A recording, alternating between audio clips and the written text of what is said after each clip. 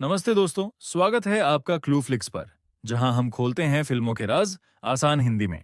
कहानी की शुरुआत होती है साल 2054 में, जहां हम एमी नाम के एक आदमी को एक दूरदराज के प्लेनेट पर देखते हैं। जैसे ही उसकी आंख खुली तो वह एक बर्फीली खाई में गिरा हुआ था। तभी उसे एक शिप दिखाई दी, तो उसने अपने दोस्त टीमो को आवाज दी। टीमो उसे जिंदा देखकर हैरान था, पर जब टीमो शिप से बाहर आया तो उसने सिर्फ मी की आग उगलने वाली बंदूक यानी फ्लेम थ्रोअर उठा ली, मगर एम्मी को नहीं बचाया। उसने कहा कि ऐसा इसलिए क्योंकि एम्मी वैसे भी जल्द ही मरने वाला है, उसे बचा के कोई फायदा नहीं होगा। असल में एम्मी कोई आम इंसान नहीं बल्कि एक क्लोन था। इससे पहले भी उसे 16 बार एक क्लोन की तरह उगाया जा चुका था, और यह उसका 17वां क्लोन था। जब भी उसकी मौत होती तो कंपनी कंप्यूटर से एक नया शरीर बना लेती।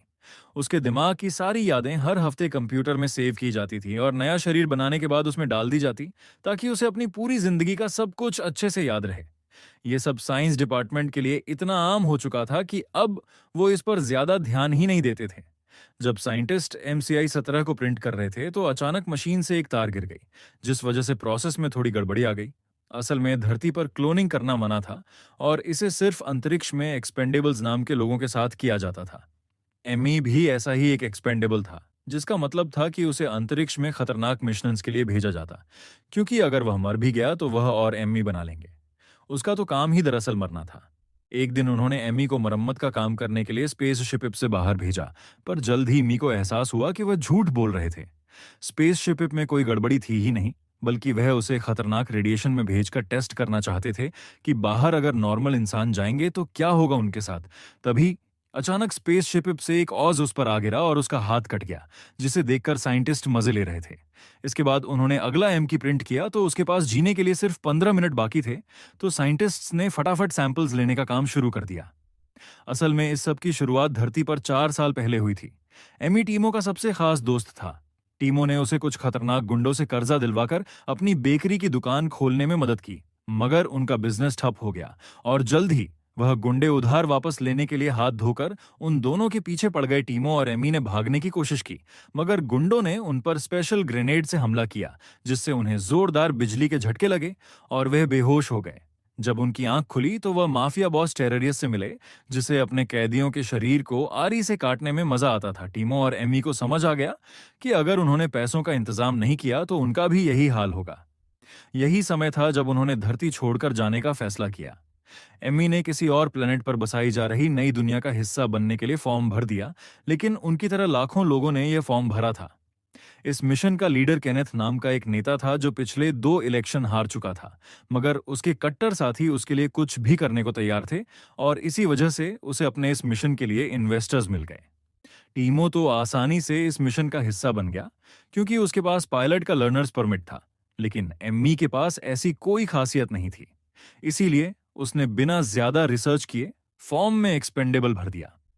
इसके बाद कंपनी की एक ऑफिसर ने एमी को पूरी जगह घुमाते हुए एक्सपेंडेबल्स के काम के बारे में बताया।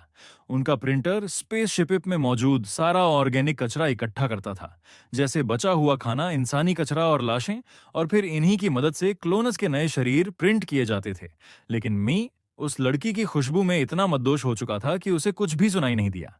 खैर, उस लड़की ने एमी को शुरुआती स्कैन के लिए लेटाकर मशीन में भेजा। फिर उसने उसके दिमाग की सारी यादों का एक बैकअप बनाकर एक ईंट जैसे डिवाइस में भर दिया। फिर उसे एक खास इंजेक्शन दिया गया, जिससे उसे सारी पुरानी घटनाएं याद आ गईं। और तब एम्मी की मां की मौत वाली यादें उसकी आंखों के सामने आईं। उस दिन जब वह कार में जा रहा था तो एमी ने गलती से एक लाल बटन दबा दिया और उनकी गाड़ी का जबरदस्त एक्सीडेंट हो गया।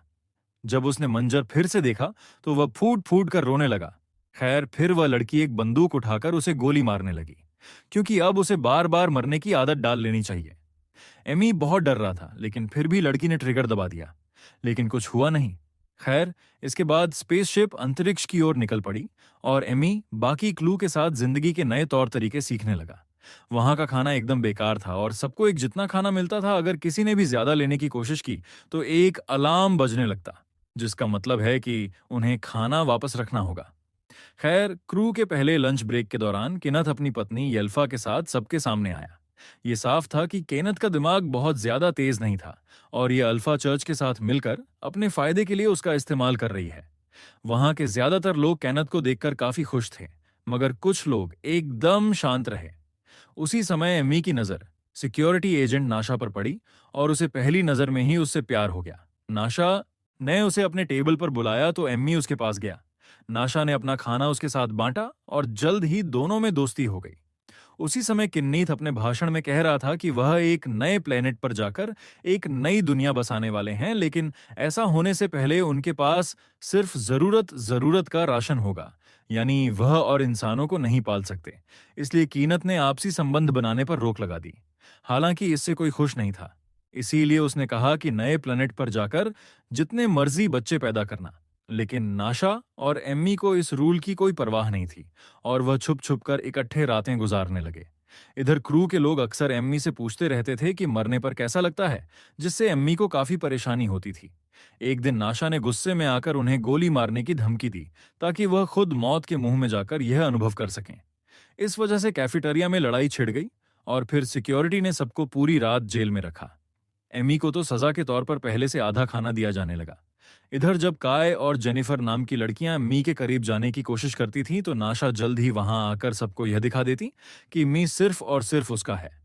आखिरकार कुछ समय बाद स्पेस शिपिप उस प्लेनेट पर पहुंच ही गई जहां उन्हें जाना था और साइंटिस्टों ने मी को बिना हेलमेट के बाहर भेज दिया ताकि वे उस इलाके में जितने वायरस हैं सबको इकट्ठा करके ला सके।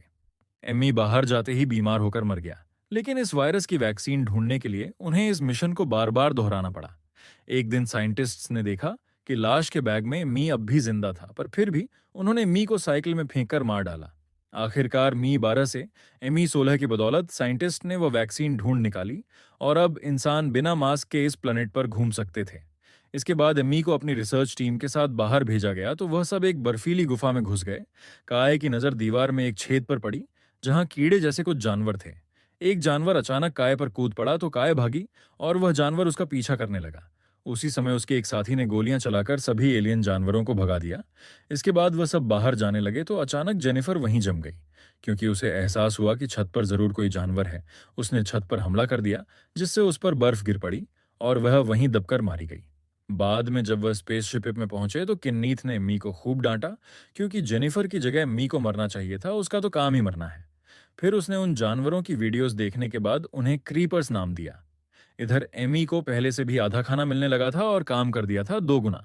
उन्होंने मी को क्रीपर्स के सैंपल्स इकट्ठा करने के लिए बाहर भेजा और टीमों अपने हेलीकॉप्टर में उसे खाना देने जाता था। एक दिन मी पतली बर्फ पर चल रहा था तो अचानक वह टूट गई और मी बर्फीली खाई में गिर गया। यहीं से कहानी की शुरुआत हुई थी। टीमों के जाने के बाद एमी एक बड़े से क्रीपर के हाथ लग गया जो उसे खींच कर ले जाने लगा। जल्द ही छोटे छोटे क्रीपर्स ने उसे घेर लिया और उसकी उंगलियां छुपाने की कोशिश करने लगे। खैर, फिर क्रीपर्स की मां ने अजीबोगरीब सी आवाजें निकाली तो एम्मी ने भी वैसा ही किया और क्रीपर्स ने उसे खाई से बाहर फेंक दिया। उसने क्रीपर्स की तरफ देखा तो उसे एहसास हुआ कि यह क्लोन इतना घटिया होता है कि क्रीपर्स भी उसे खाना पसंद नहीं करते। तभी एम्मी को पास से ही एक कंपनी ट्रक गुजरता दिखाई दिया तो उसने मदद की गुहार लगाई, पर किसी ने उसकी आवाज नहीं सुनी। तब वह भागकर ट्रक की छत पर चढ़ गया। आखिरकार जब वह स्पेस शिपिप में वापस पहुंचा तो वह सीधा अपने कमरे में जाकर बिस्तर पर लेट गया, पर तभी उसने देखा कि एमी 18 को पहले ही प्रिंट कर दिया गया था और वह उसके सामने मौजूद था। यह देखकर एम की 17 चिल्ला पड़ा, क्योंकि एक ही समय पर 2 क्लोनस का होना गैरकानूनी था। तब 18 ने उस पर पत्थर फेंककर उसे बेहोश कर दिया। कुछ देर बाद जब 17 की आंख खुली तो उसने देखा कि 18 उसे एक बक्से में घसीट कर ले जा रहा था। 17 को याद आया कि नाशा ने कहा था कि हर एक मी थोड़ा सा अलग है और उसने हिसाब लगाया कि मी 18 थोड़ा ज्यादा गुस्से वाला था। जब वह साइकिलर रूम में पहुंचे तो 17 ने पीछे से 18 पर हमला करने की कोशिश की, मगर 18 ने उसे देख लिया और उसे बुरी तरह पीटने लगा। फिर उसने 17 को आग के कुएं में धकेलने की कोशिश की तो 17 ने उसे एक ऑफर दिया। उसने कहा कि वह दोनों काम बांटकर कर सकते हैं और फिर एक एक करके मर भी सकते हैं, क्योंकि मरना तो तय था उनका। 18 को एहसास हुआ कि 17 मरने से डरता है, पर उसे समझ नहीं आया कि ऐसा क्यों है, क्योंकि वह तो पहले भी कई बार मर चुका है। तब 17 ने कहा कि वह दोनों बहुत अलग हैं, पर 18 ने उसे फिर से धक्का देने की कोशिश की। उसी समय उन्हें किसी के आने की आवाज सुनाई दी तो दोनों उम्मीद छुपने के लिए भागे।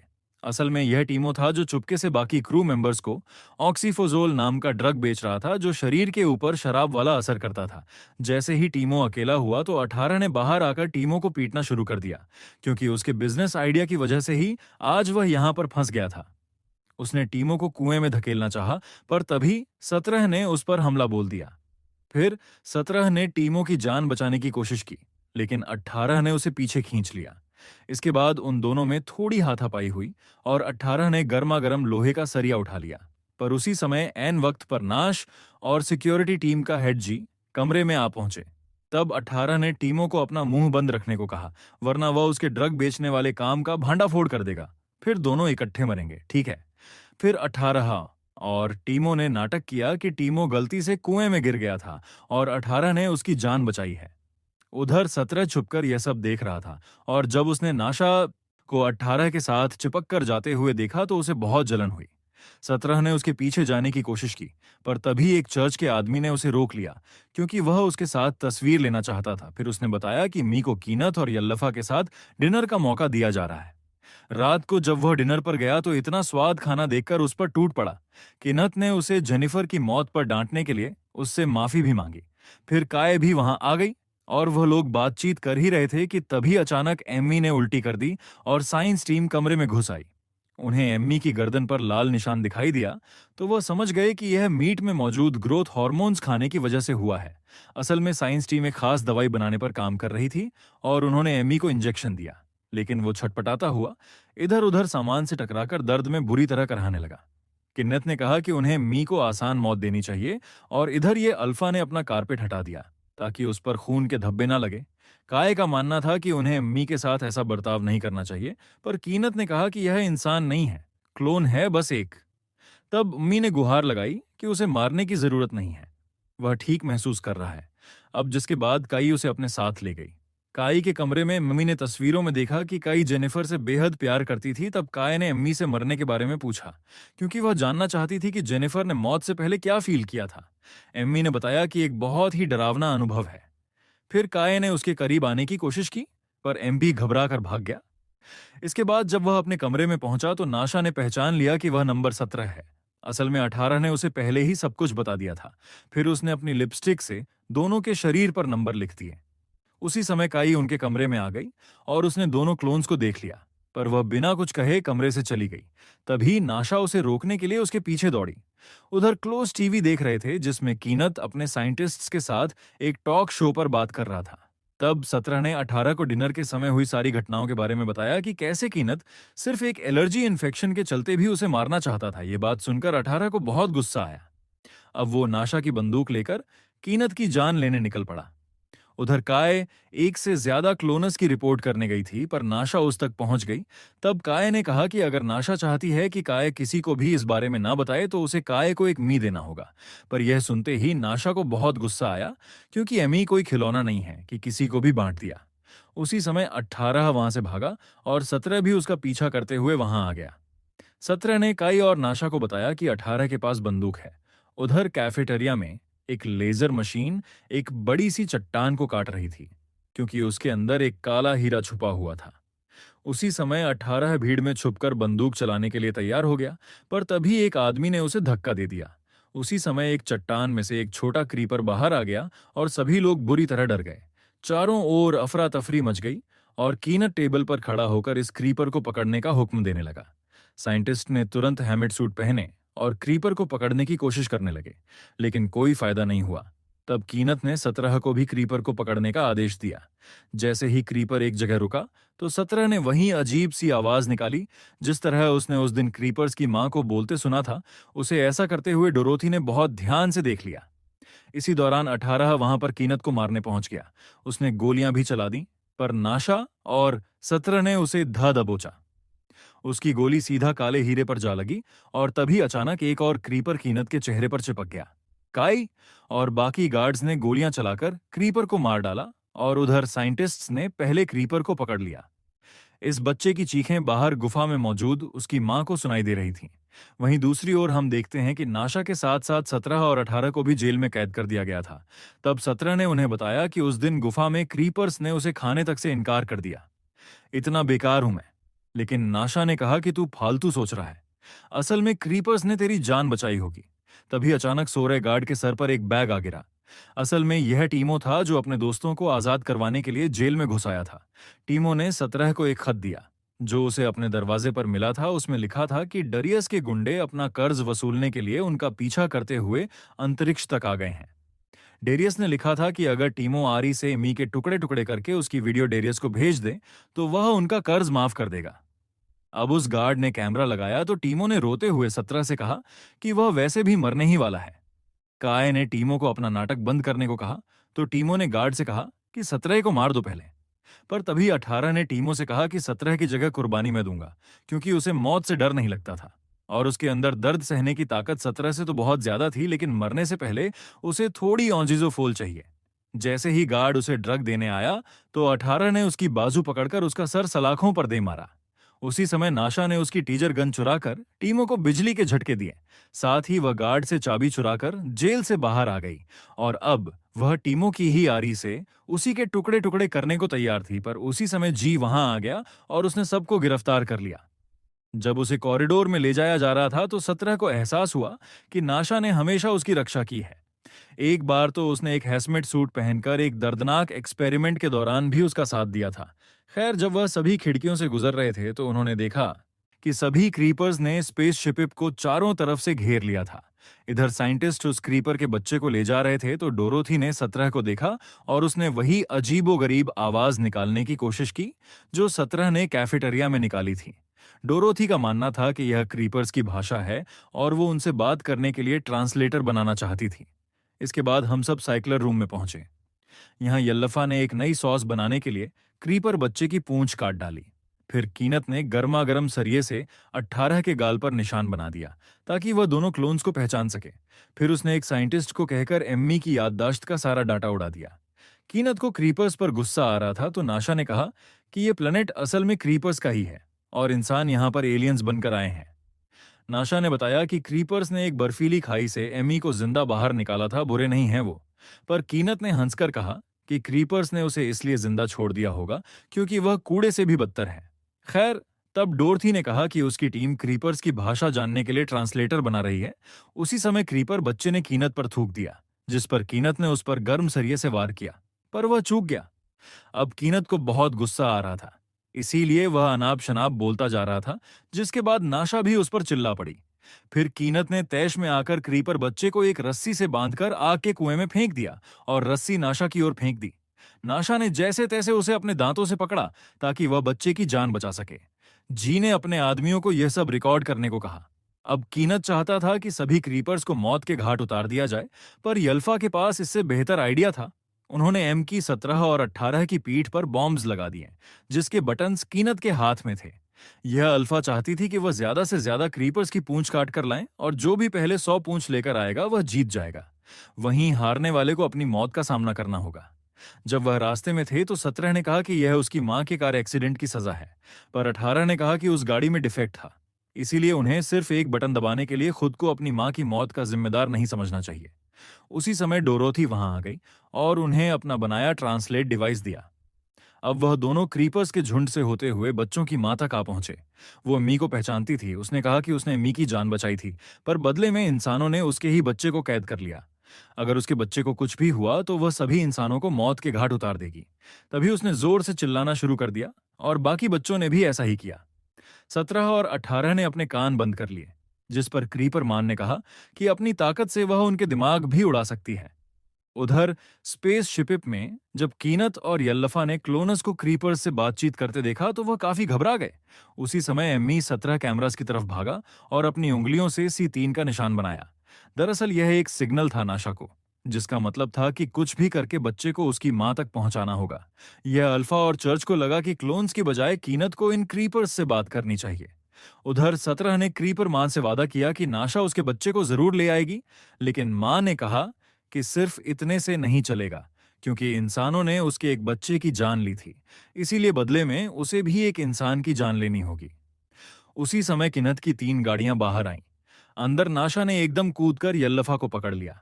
तभी जीक ने बच्चे की रस्सी पकड़ ली तो नाशा ने कहा कि अगर वह बच्चे को उसकी मां के पास ले जाने देंगे तो वह यल्लफा को रिहा कर देगी। जैसे ही जीक नाशा को रस्सी देने वाला था तो यल्लफा ने उसकी कलाई काट दी, पर नाशा ने ऐन वक्त पर रस्सी पकड़ ली। याल्फा नाशा को गिरफ्तार करना चाहती थी, पर जीक ने कहा कि यल्लफा और कीनत ने अपनी ताकत का गलत इस्तेमाल किया है, इसीलिए उन्हें कमेटी के सामने पेश होना होगा। उधर बाहर गाड़ियों को आता देख बच्चे भागकर अपनी मां से लिपट गए। अब गार्ड को समझ नहीं आ रहा था कि उन्हें किस पर बंदूक चलानी है। उसी समय 18 उनके सामने आ गया। तो एक गार्ड तो उस पर भी हमला करने वाला था, पर चर्च के आदमी ने उसका रॉकेट आसमान की तरफ मोड़ दिया, क्योंकि वह जानता था कि 18 का अगर बम फट गया ना तो वह भी मारे जाएंगे। उसी समय 18 कीनत पर कूद पड़ा। इधर नाशा जैसे ही बच्चे को लेकर आई तो 18 ने ऐलान किया कि वह क्रीपर मां के लिए एक इंसान की बलि भी देने को तैयार है। वह एक पल के लिए हिचकिचाया, पर फिर उसने बटन दबा दिया, जिसके बाद उसने अपने बैग में रखे बम को फोड़कर कीनत को भी मार गिराया। आखिरकार सभी क्रीपर्स चुपचाप वहां से चले गए। यह सब खत्म होने के बाद पूरे क्रू को जेल में डाल दिया गया। कीनत को खोने के बाद यह अल्फा भी पागल होकर अपनी जान खो बैठी। इसके बाद बाकी क्रू पर केस चला, पर आखिरकार नाशा जेल से बाहर आ गई और उसने कमेटी हेड के लीडर का इलेक्शन लड़ने का फैसला किया ताकि वह अच्छे बदलाव ला सके। वहीं दूसरी ओर डोरोथी ने ट्रांसलेशन की रिसर्च पूरी कर ली थी और अब एमी अक्सर कपर से बात करता तब उसे पता चला कि क्रीपर्स की वह अजीबोगरीब आवाज सिर्फ शोर है और क्रीपर मान ने अपने बच्चे को पाने के लिए झूठ कहा था कि अगर वह चाहे तो उनका दिमाग फोड़ सकती है। खैर, जल्द ही नाशा इलेक्शन जीतकर नई लीडर बन गई, जिसके बाद उसने ऐलान किया कि एक्सपेंडेबल्स प्रोग्राम हमेशा के लिए बंद किया जाता है और अब एम्मी को एक क्लोन नहीं बल्कि एक असली इंसान समझा जाएगा। वीडियो पसंद आई तो लाइक कर देना, चैनल को सब्सक्राइब कर लेना। मिलते हैं अगली वीडियो।